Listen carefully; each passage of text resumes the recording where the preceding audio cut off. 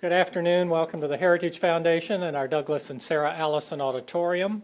We, of course, welcome those who join us on our heritage.org website. Would ask our guests here in-house if you'll be so kind to check that cell phones have been muted as we prepare to begin. Even the speaker, that's impressive. Our internet viewers are also reminded that you can send questions or comments at any time, simply emailing us at speaker@heritage.org. And of course, we will post the program on the Heritage homepage following today's presentation for your future reference. Hosting our special guest and introducing our program this morning is David Azrad. Dr. Azrad is director of our B. Kenneth Simon Center for Principles and Politics. David? Thank you, John. Good afternoon, everyone, and welcome to the Heritage Foundation for one of our 2 annual Russell Kirk Lectures. That we are on our way to becoming Europe has become axiomatic for many on the right. Dire warnings about America's creeping Europeanization have become a staple of Republican fundraising letters, AM talk radio shows, and the conservative blogosphere. Europe, once the cradle of Western civilization, has become a dirty word. And with some reason. On the whole, European nations are not in good shape. They face, or rather, they refuse to face up to, stagnating economies, declining birth rates, and throngs of unassimilated immigrants. It's easy to see why becoming Europe has become a cliche. But as with all good cliches, many of those who use it haven't thought much about it. Europe, many complacently assume on the right, is just an undifferentiated, homogeneous blob of socialism. The many poignant counterfactuals are conveniently ignored. No one seems to have noticed, for example, that France is the only Western country to have strongly pushed back against the state-imposed redefinition of marriage, or that no European country, with the lone exception of the Netherlands, allows elective late-term abortions as we do, or that Sweden has one of the most ambitious school voucher programs in the world. The cliche, then, is in some need of more careful examination. As the song goes, there's something happening here, but what it is ain't exactly clear. To help us shed some light on the European predicament and what America can learn from it, we are honored to have here with us today at the Heritage Foundation one of the world's leading conservative philosophers and public intellectuals, Roger Scruton. Roger Scruton is uniquely placed to help us learn from Europe's current malaise. He has lived and traveled in both the US and Europe. He knows English, French, Italian, German, and Czech. More importantly, he has devoted his life to serious, deep thinking about all the important questions. He's the author of over 30 books, both academic and popular, that cover everything from conservatism to music, architecture, aesthetics, the New Left, religion, philosophy, urbanism, and environmentalism. He's published poems, a novel, and even composed an opera. Roger Scruton has refused to specialize. After all, no specialist can attempt to make sense of the whole. We've invited him here to help us think through more clearly and more deeply what the future of European civilization holds, so that we may learn from it. We've asked him to help us identify certain hidden strengths which we may possess. Strengths which we perhaps take for granted, but that a foreigner might notice, so that we may learn to cultivate and harness them. Please join me in welcoming Roger Scruton.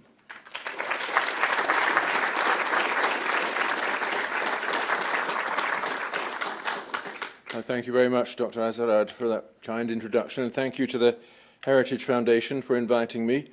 This is a very difficult task I've been given, to examine the future of European civilization and to draw lessons for America, and I suspect that I've failed, but at least it will be over relatively quickly, and there'll be time for some questions, I hope, afterwards. I'm going to read what I've written because it is such a nerve-wracking topic. In a gloomy but strangely enthralling book published at the end of the First World War, the historian and polymath Oswald Spengler wrote of the decline of the West, arguing that Europe was moving inevitably to its end, according to a pattern that can be observed among civilizations from the beginning of recorded history. Each historical superorganism, he argued, displays its distinctive and defining spirit through its culture. That of the West is Faustian, involving an outgoing and conquering attitude to the world, displayed in the science, art, and institutions that came to fruition at the Reformation, spread themselves far and wide through the Enlightenment, and then reached a crisis at the French Revolution. After that great period, things began to ossify into rigid legal and bureaucratic forms. Thus was born the period of civilization, typified by Napoleon's new rationalization of the old spirit of France. Culture leads to civilization, which in turn leads to decay and then death. The culture of the West, Spengler argued, will dwindle to a purely mechanical simulacrum of its former greatness, before disappearing entirely. In the wake of the First World War, Europe was more than normally receptive to stories of its doom, and Spengler was eagerly embraced by the reading public. Despite a polemical attack from G.K. Chesterton, his brand of cultural pessimism survived to gather momentum with the outbreak of the Second World War and to exert a mesmerizing influence over the post-war literary world. Many of Spengler's arguments are sophistical, many of his facts invented, and many of his comparisons far-fetched. But it is difficult on reading him now to think that his prophecy of doom was entirely unfounded. In one particular, he has surely been proven right, which is that the culture of Europe is destined to become an empty shell, held in place by rigid structures of law and bureaucracy around the void where art and religion were once enthroned in splendor. In one particular, however, Spengler seems to have been wholly off-beam, and that is America. His Eurocentric vision is focused, like that of Marx, on the great turning points in our continental history, the Renaissance, the Reformation, the Enlightenment, the French Revolution. He has nothing or nothing significant to say about the other revolution that preceded the French by 13 years, and which led to the founding of the longest-lasting democracy that the world has so far known. The American Revolution was, for Spengler, a distant commotion like the bursting of a supernova light years away in space, a tiny pinpoint of light in the ambient darkness. But the nation that was born on these shores has proved itself more resilient, more creative, and more able to sustain its defining mission than any other in the modern world. It is, of course, tied to Europe, and to one European country in particular, by language, history, culture, and institutions. It is a product of the European diaspora, and in particular of the English religious and political inheritance. The American Constitution does not make sense without that inheritance, and is in one interpretation simply an attempt to transcribe into a document the civic freedom that the English won for themselves over centuries of common law government. Nevertheless, the American Revolution was in itself a move away from Europe, an attempt to embark on a different kind of history from those that had prevailed across the ocean. And although the ties to Britain remain, it is not possible to predict the condition of America from the facts presented by Europe. It could be that the rapid and radical decline that we witness on our side of the Atlantic has no equivalent here. Or if it has an equivalent, it would be presumptuous to assume that the American decline can be understood outside the special context provided by the history and self-image of the United States. So let me summarize some relevant facts about Europe and its civilization today. There is no doubt in my mind both that Europe is now profoundly threatened and also that the approach of the European Union to the threats is informed by a comprehensive failure to understand them. The threats come from both inside and outside, and the two are connected. From inside, we confront the radicalization of our Muslim populations and the loss of the core structures of European society, the family, marriage, the Christian faith, and little platoons built from those things. From outside, we confront mass migration of populations seeking the benefits of European legal order without assuming the cost. And we confront a growing military threat from Russia. In the past, that threat has been countered by the NATO alliance, but the alliance has been weakened both by European indifference and by the isolationist foreign policy of the Obama administration. The radicalization of our Muslim populations is connected to the migration problem. Not all those fleeing the Middle East are hostile to the Islamist philosophy of ISIS. Many come ready to bear arms against their hosts, and recent atrocities in France have shown the extent to which new arrivals are ready and willing to join the cause of Allah against the infidel. As ISIS consolidates its grip on Syria and loses what support it has among the local populations, it will increasingly seek to export its Islamist ideology and the violence associated with it. Such is, that I think, the lesson of modern history, that revolutionary governments become stable when they can export their chaos to their neighbours. Europe has defences against armed invasion, but it has no defences against those who invade without weapons. The big questions in my mind are these. To what extent is the loss of our traditional religion and the culture that grew from it responsible for our weakness in the face of these threats? And what could we conceivably do now to remedy the defect? Those questions are difficult even to discuss. The European Union institutions have made a point of removing all references to the Christian religion and its moral legacy from official documents, on the view that such things will constitute discrimination in favour of one group of Europeans over another. Cases brought before the European courts are pushing for continent-wide laws permitting gay marriage, easy divorce, and abortion on demand, as well as laws banning the crucifix from public places and curtailing the teaching of the Christian faith. These initiatives have their parallels here in America, and in the same way that liberal activists have used the Supreme Court to overrule the religion-based decisions of state legislatures, secularists and Islamists are using the European courts to impose their vision on the nation-states of Europe. This de-Christianizing of Europe is being pursued also through the European Parliament and its Fundamental Rights Agency, charged with the advocacy of human rights at all legislative levels. The Fundamental Rights Agency is led by activists in the cause of gender equality and LGBT rights, and is inherently hostile to the traditional family and the religion-based morality that shaped it. It is now pressing for the recognition of abortion as a human right, presumably a right of the mother rather than the child. It is active in promoting the gender agenda wherever this can be brought into play, and is staffed largely by people who have spent their lives as busybodies and who have never done what my parents would have called an honest job of work. It is true, of course, that activists gather always at the top and try to push society in the direction that they favour. But their getting to the top is not independent of the fact that they are allowed to get to the top, and the people who allow them are those whom they wish to control. In any case, whatever the cause, there is no doubt as to the effect. Europe is rapidly jettisoning its Christian heritage and has found nothing to put in the place of it save the religion of human rights. I call this a religion because it is designed expressly to fill the hole in people's worldview that is left when religion is taken away. The notion of a human right purports to offer the ground for moral opinions, for legal precepts, for policies designed to establish order in places where people are in competition and conflict. However, it is itself without foundations. If you ask what religion commands or forbids, you usually get a clear answer in terms of God's revealed law or the magisterium of the church.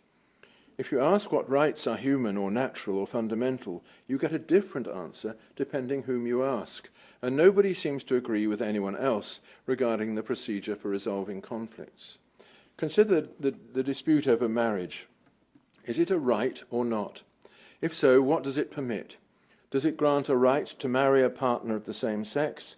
And if yes, does it therefore permit incestuous marriage too? The arguments are endless, and nobody knows how to settle them. Things are made more complex still by the inclusion in all European provisions of non-discrimination as a human right.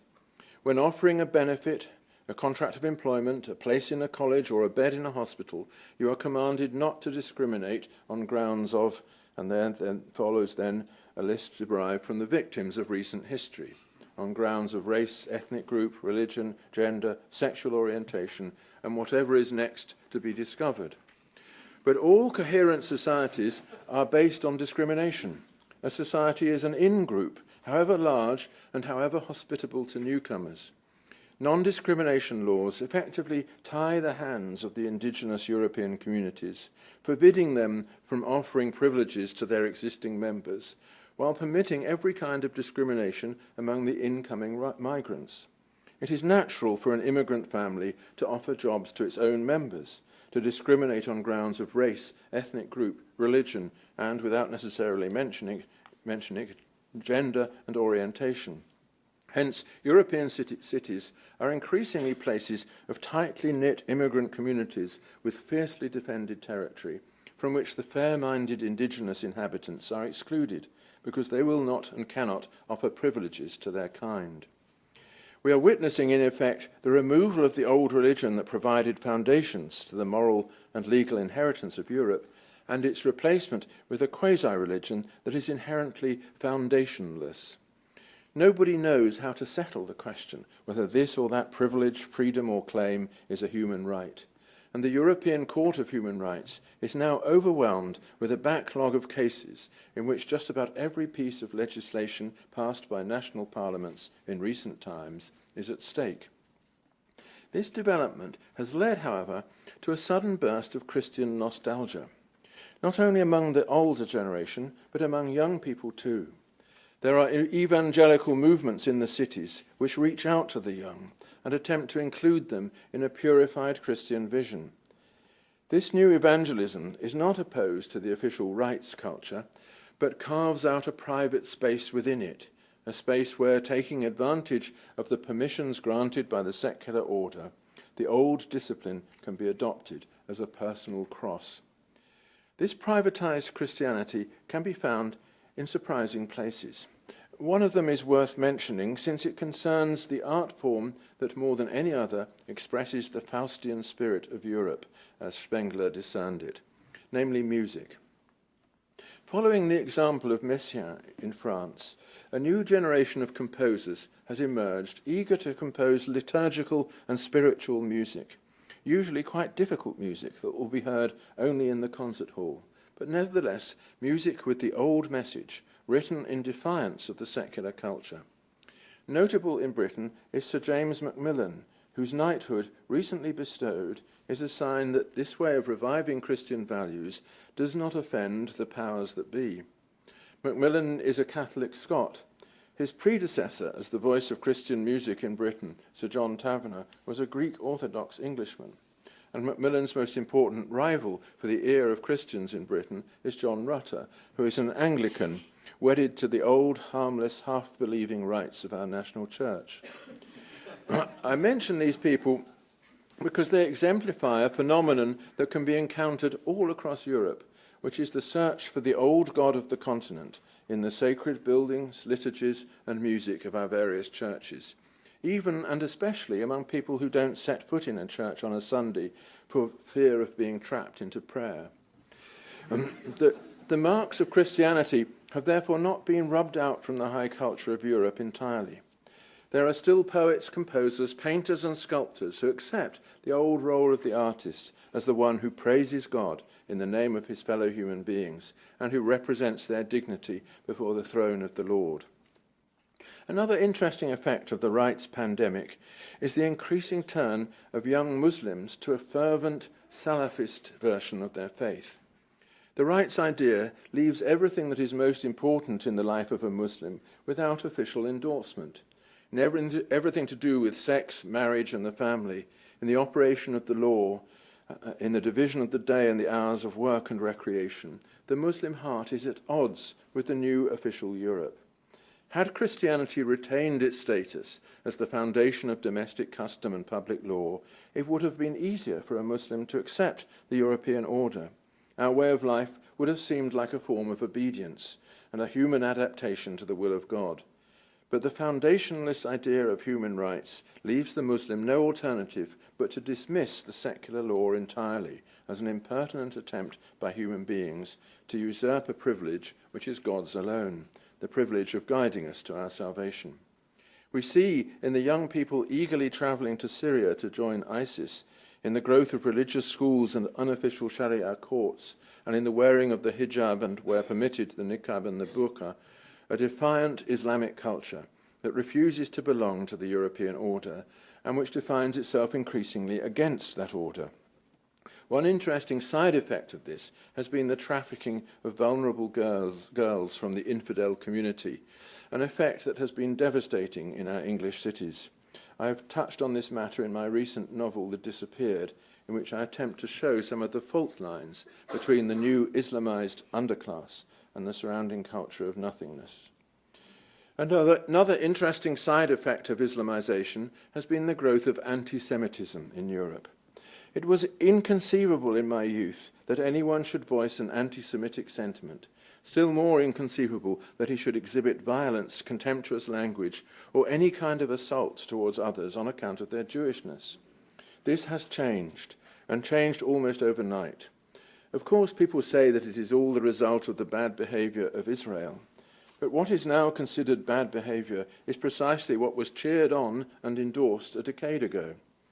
The real cause of the new wave of anti-Semitism is the growing self-confidence and numbers of the Muslim minority, a fact that you cannot publicly declare in Britain, still less in France or Belgium, for fear of provoking the charge of Islamophobia and even the threat of legal action. So much for the rights culture, which displays its foundationless character precisely in the matter for which it should put itself aggressively on display. It is precisely the advocates of human rights as a social panacea who are the most ardent in seeking excuses for anti-Semitism.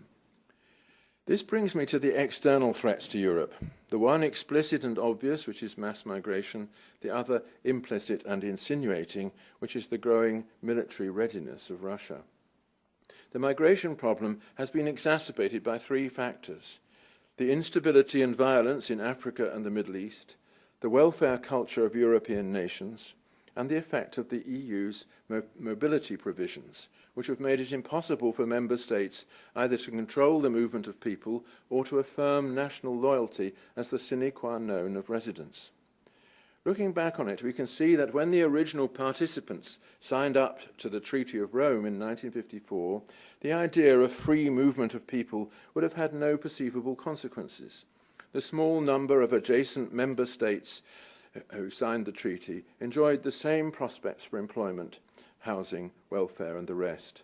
Nobody would particularly want to leave unless his job required it, and there was no dominant language that gave the key to all foreign parts. Now, with the expansion of the Union, that provision in the treaty has become the cause of massive disruption.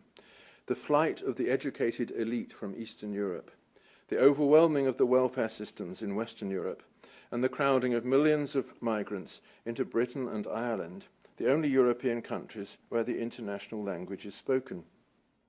The most important consequence of this is that if a migrant can make it to any country in the Union and somehow, it is never very difficult, gain the permission to reside there, he can then migrate on to his country of choice.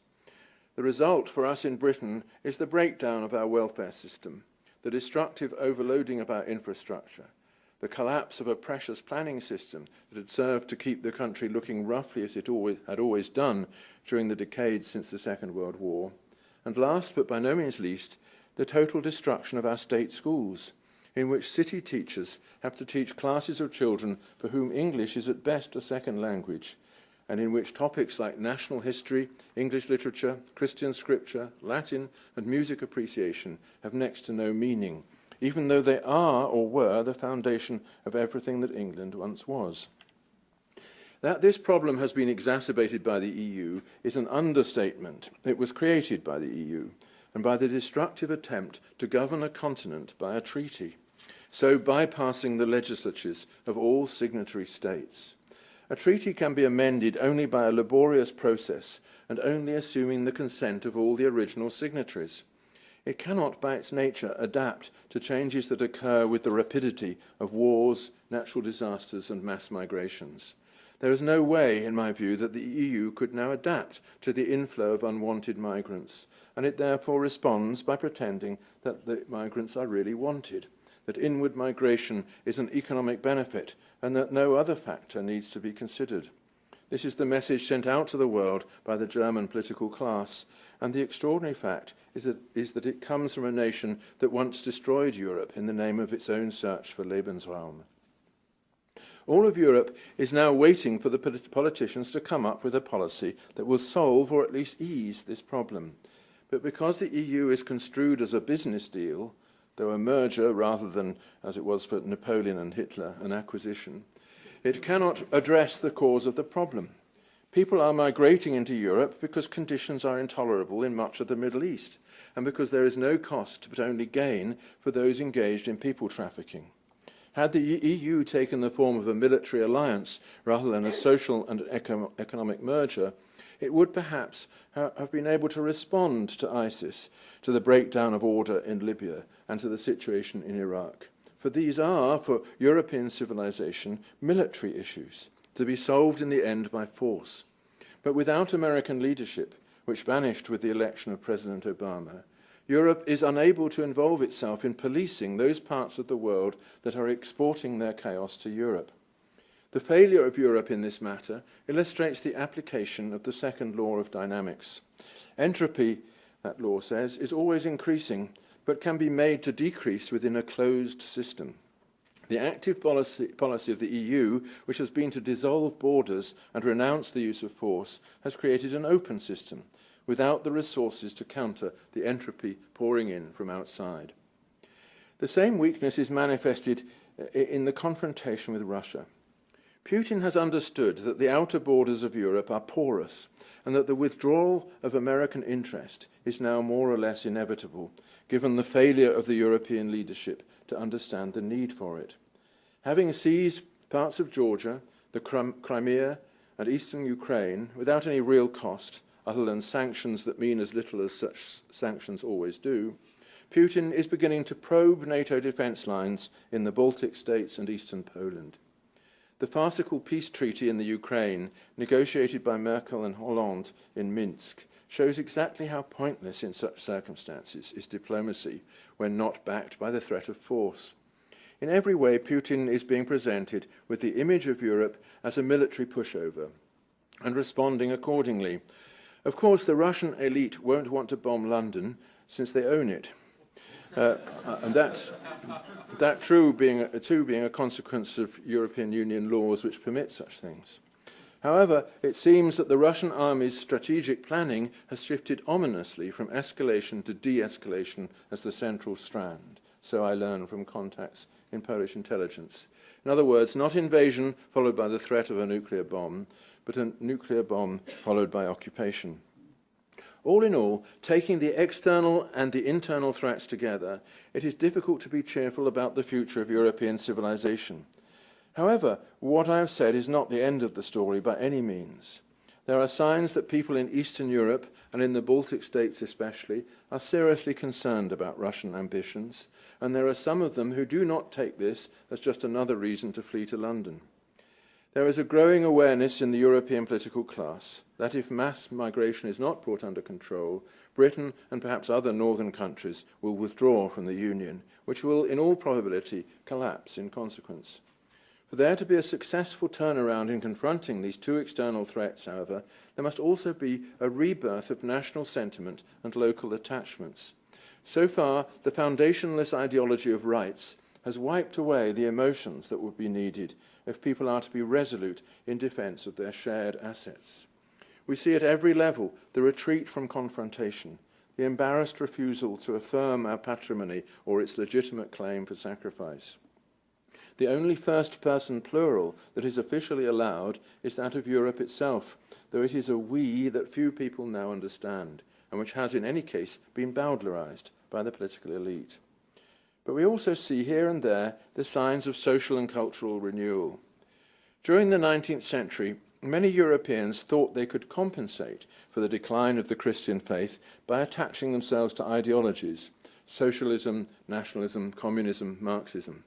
The right's panacea is the latest of these, but we know, or ought to know, that it doesn't work. It is only by reconnecting with our true inheritance that we can develop the kind of first-person plural that will enable us to stand together against the growing threats to us. I mentioned the encouraging example set by English composers in recent years. I could mention the movement of Catholic youth in Italy around the Rimini meetings of Father Giussani. I could mention the reaction in France, confused as yet and unfocused to the recent Islamist atrocities. I could mention the extraordinary rebirth of representational painting around Europe and the emergence in Britain of poets who speak directly to both young and old in a language that also recuperates our past. Even popular culture is moving in the same direction, trying as best it can to recapture the sense of belonging and enchantment, as in the film epics of Harry Potter, Narnia, and The Lord of the Rings. I don't say that these blockbuster movies are great works of art, but they are not repudiations of our civilization either.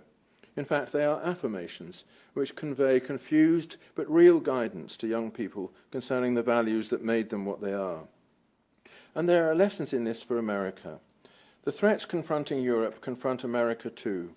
Mass immigration of people whose loyalty cannot be guaranteed, or who may, like the Boston bombers, see the host society as the devil's work. The purging of Christian assumptions from the law and the public square, and the replacement of them by the contradictory panacea of human rights. The unwillingness to confront threats while they can still be confronted, notably the threats from Russia and China. But there is one thing that Americans have which we Europeans lack, namely a sense of shared identity, of being included together in an enterprise, the rewards of which and the costs of which are distributed among us all. This sense of identity depends upon borders.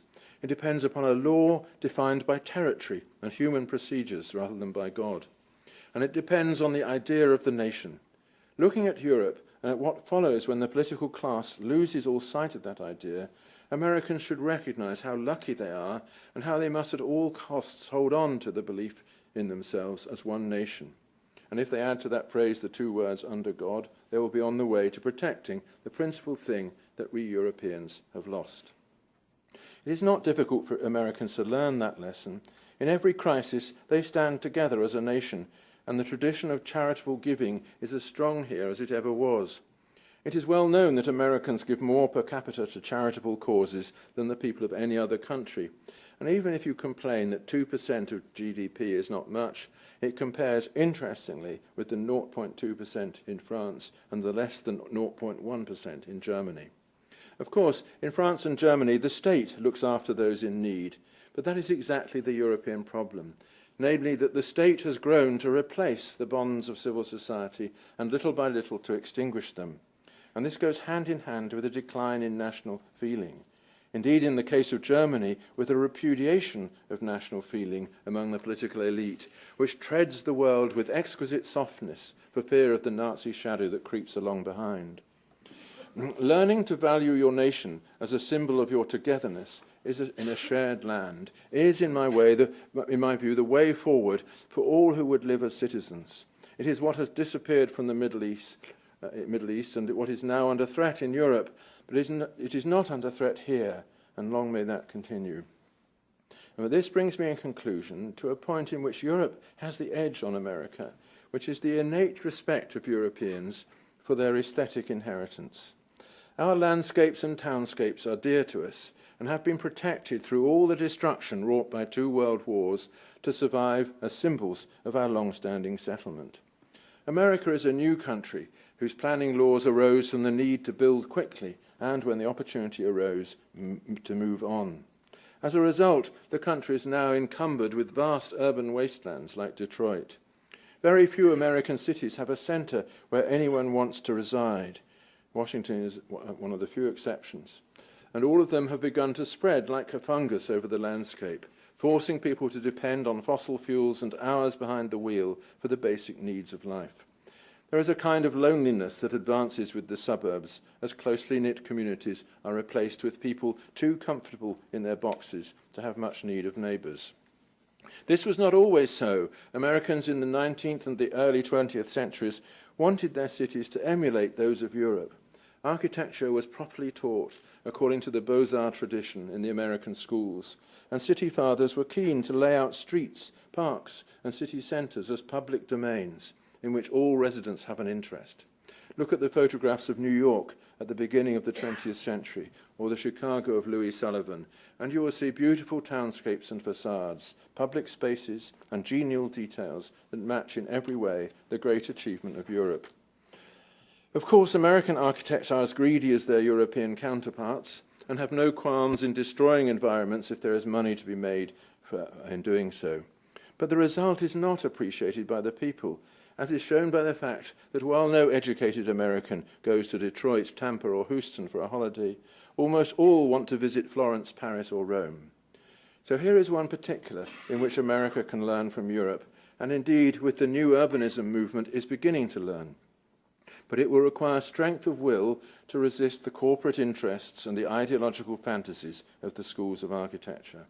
A new revolution from below is needed here, and it should model itself on the long-standing revolution from below that we have had in England, and which I document in my book, How to Think Seriously About the Planet. We in England have taken possession of our landscape and townscape and said no to those who want to make it unrecognisable as a human habitat. The habit of saying no to new things goes against the grain for most Americans, but some no's are also yeses, and this is especially true of those said on behalf of a loved inheritance and a symbol of what we are. Thank you.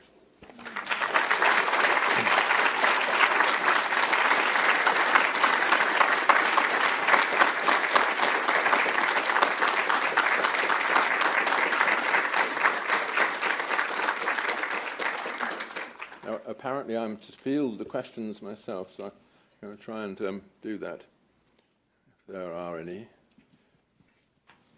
Yes. Hi. Andrew Kloster with the Heritage Foundation. I really appreciate the talk.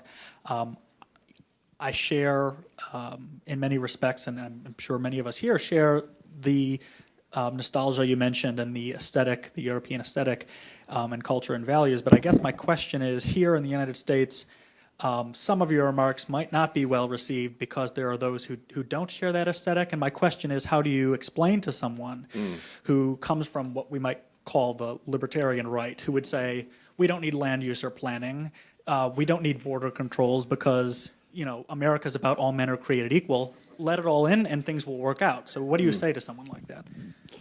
That they're wrong. Obviously, there are arguments needed. It's a very deep question. There's two questions here, one about border controls and one about aesthetic values. The aesthetic question is one which is a really hard one to deal with. It's not that there are objective principles or universal standards, I accept that. But it is also the case, nevertheless, that aesthetics is a cooperative enterprise. It's not just a matter of having a temporary, a temporary attraction to this or that thing. Kant, who's the best writer on this subject, said that in aesthetic judgment we are suitors for agreement, meaning that we don't do these things, put them forward, just saying that that's what I'm doing. It's no concern of yours. We're always wanting the agreement of others, and this is very obvious from what we do when we build our own home or lay a table for guests, or just puts a bit of order into the living room because someone important is coming. These things are spontaneous in us and absolutely vital to our social being. So aesthetic values emerge, if you like, by an invisible hand from our desire for a consensus. The problem with libertarians is that they have forgotten that they also need that consensus. And therefore they need to pay attention to the fact that some things are not wanted by the people on whom they're imposed. If you build a building which is publicly perceivable, you're not changing the environment of yourself only or the client only. You're changing everybody's environment, everybody's world. Have you the right to do that? Even a libertarian might think he hasn't got the right to do that without at least soliciting people's permission. So that's the sort of thing I would say. But about the open borders thing, all very well, but what if there are infinitely many people trying to clamber through those borders? Most libertarians live in secure places where only wealthy people settle down.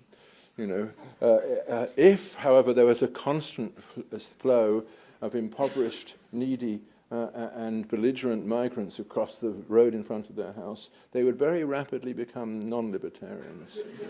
And I think that just has to be pointed out. Sorry, there's a lady over there. Thank you so much for coming today. My name is Carissa Mulder. My question is, since the United States is a product of the European diaspora and in many ways is a European power, if against all of our hopes, Europe changes irrevocably, so it does not have the same culture, what do you think would be the consequences for the United States? It's a very deep and interesting question. I mean, there's so many scenarios, obviously, that suppose Europe became completely Islamized. I think America then would have to identify itself as the last bastion of a vanishing civilization, but would be determined probably to keep that civilization alive. I don't think it will go that far, however. It's always been the case that in the back of the minds of Americans is the view that they are an offshoot of something great, and that great thing still exists across the Atlantic. To see that great thing wither and recognize that they alone are responsible for maintaining the memory of it will be a huge emotional shock. But it won't be the first time in history. And actually we should take a little lesson from the most persecuted minority in the world today, which is the Christians of the Levant. They kept faith for 2,000 years in the place which they thought was theirs, and have succeeded until now. So keeping faith to something is not an impossible thing. Again, the Jews have kept faith over 2,000 years of wandering. So again, there's a noble example there, which the Americans might have to start imitating. And it means changing the school curriculum, and it won't be so difficult because there won't be any liberals then opposing it. It's a gentleman in the middle. I'm having to make these choices arbitrarily. I'm sorry. Thank you so much, Dr. Scruton. This is Tyler O'Neill from Citizens United. You also spoke at Hillsdale College at my graduation. I was just wondering why you think Europe rejected the Christian heritage, its Christian patrimony, and is that impetus still alive today? You've mentioned it might be returning to its Christian heritage to some extent, but does that impetus still exist, the one that pushed it away? Well, I think this is a question that everybody has. I mean, there are two major forces behind this loss of the Christian approach to public values. One is, of course, the long-term effect of the Enlightenment. People simply think that religious faith has no rational foundation. It's something arbitrary.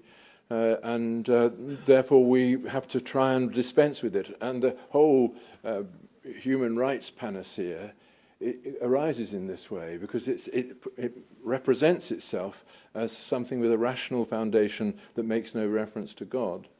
Unfortunately, even if that's true when a great philosopher like Kant expounds the idea of a human right, when an ordinary half-educated person tries to do it, it soon collapses because there isn't the authority that a religion would have provided.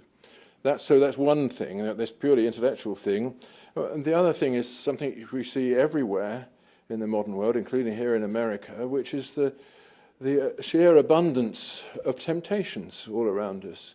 We can eat and drink and make love to whoever we want. There's nobody seems to be standing round the corner waiting to jump on us and condemn us to death for any of this. What need do we have of religion? People soon discover the need for religion when they're under threat, and usually when they're on the scaffold waiting to be hanged. But before that time, it's very difficult. And I think that comfort is one of the problems. There's a gentleman over there who's so eager that I have to concede.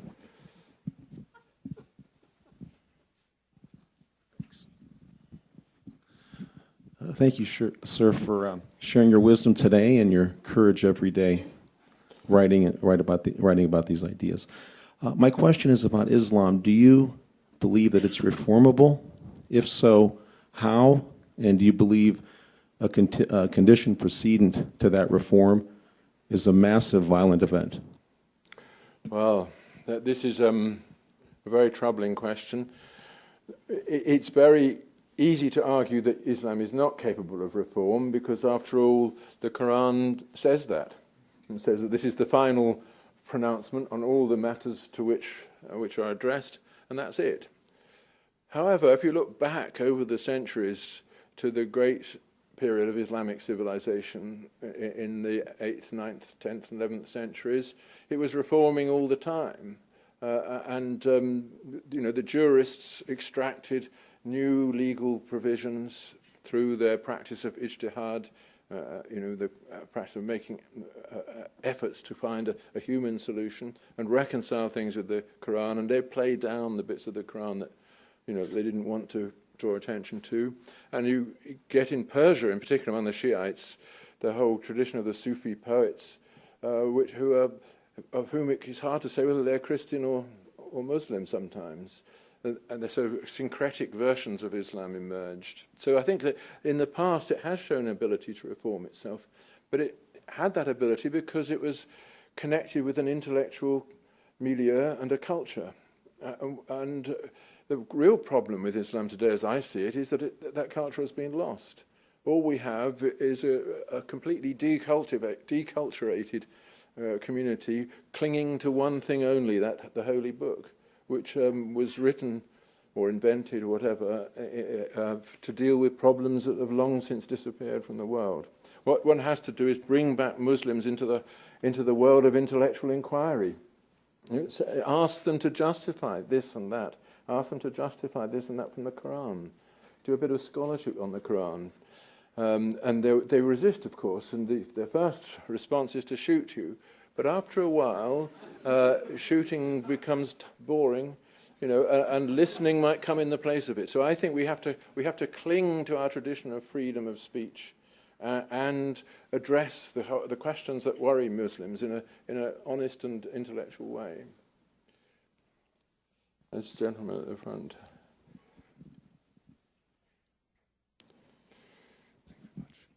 My name is Jonathan Gibbons. With the spiritual vacuum that has been left over in Europe, do you have any thoughts on the way of refilling that spiritual vacuum, especially in a time when religious discourse are talking about the value of religion is seen as proselytizing and offensive?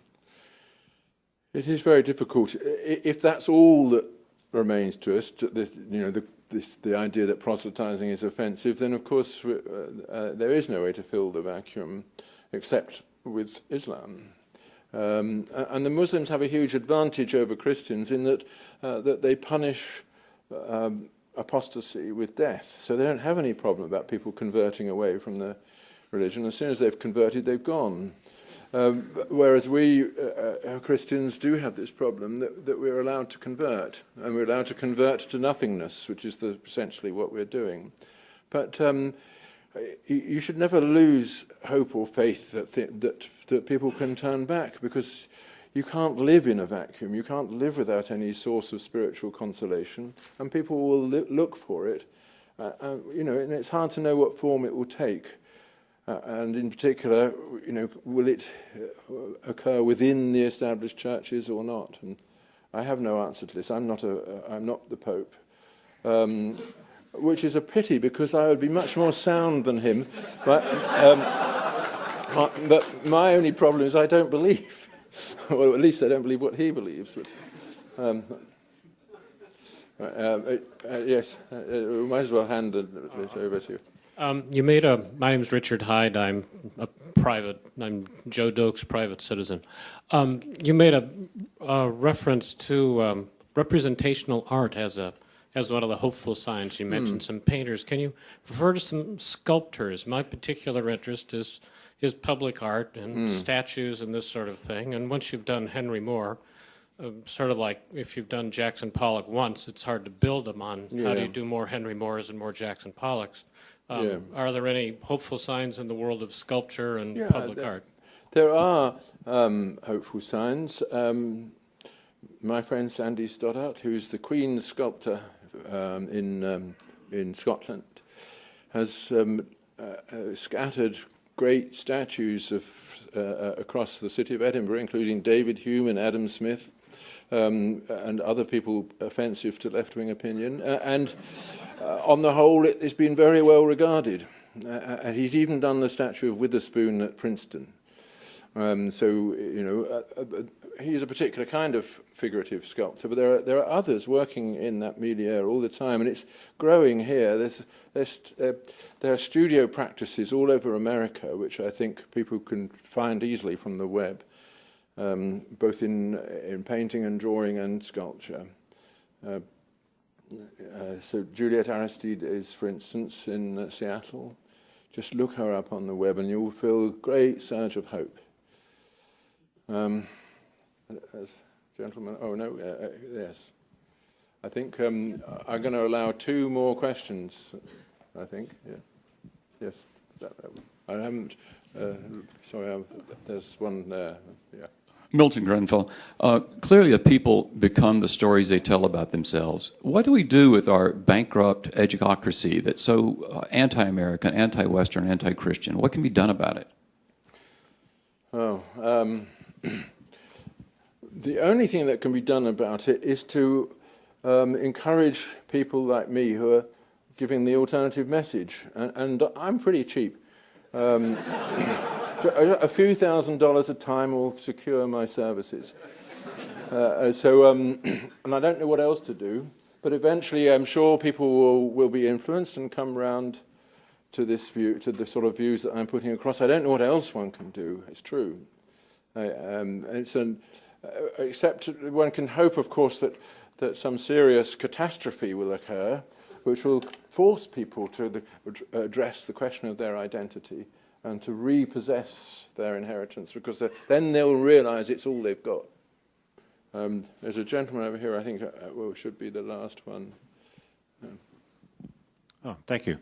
I wondered about what you think of the future of religion in the United States. One of the things that people always used to say distinguished us from Europe is the greater number of religious believers, more churchgoers, and not unrelated that we were above replacement level in our reproduction. All of those seem to be getting closer to Europe now. The question is, I guess, whether that's just the inevitable and irreversible trend of secularization. We're going to be just like Europe in that regard, or are there signs of vitality there that could be a reversal?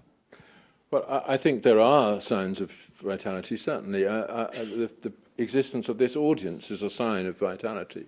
I don't think I'd get an audience saying the kind of things I'd said today in London. Things are going in the European direction in lots of ways. That's undeniably true, because in particular decline in birth rate in Europe, it's a catastrophic. Well, not everywhere, but it's only not catastrophic because immigrants reproduce more numerously than indigenous people. But I think this is partly due to something that I was referring to earlier, which is essentially the abundance of things. When people live in a state of abundance, funnily enough, they no longer feel the need to reproduce. It's poor people who reproduce because their children are the only asset they have. And rich people, on the whole, think for 10 years before having that first child. And then, of course, it needs medical interventions to secure the result. And I think that's what we're seeing. So I think if there was some means of introducing starvation into America, everything would go well. I think that's where I probably have to stop, because it's 1:02. So thank you very much.